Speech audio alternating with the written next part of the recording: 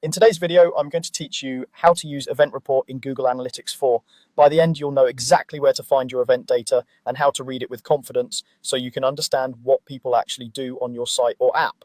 Start by heading to analytics.google.com, sign in with the account that has access to the property you want to analyze, and make sure you're looking at the correct account and property in the selector at the top.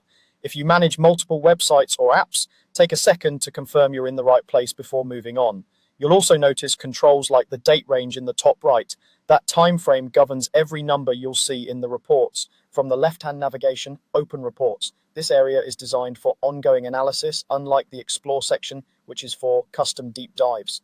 Reports gives you reliable, standardized views of user behavior. If your data looks sparse, check that your date range is broad enough, and remember that some metrics may need a bit of time to populate if you've only recently set up tracking.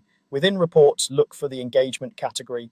Engagement aggregates how users interact with your content, including key metrics like engaged sessions, average engagement time, and the reports dedicated to pages, screens, and events.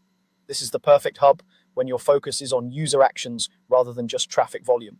Now, open events. This is where GA4 lists every tracked interaction captured as an event. You'll see a table with event name, event count, total users, and event count per user.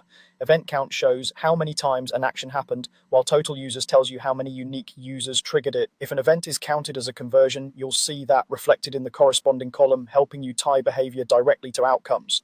Use the search bar above the table to quickly find a specific event name and sort the columns to bring your most frequent or most impactful events to the top. If something spikes or drops, try extending the date range to understand whether it's a one-off fluctuation or a trend. You can also click into an event name to view more detail about how it performs over time and which parts of your audience trigger it most.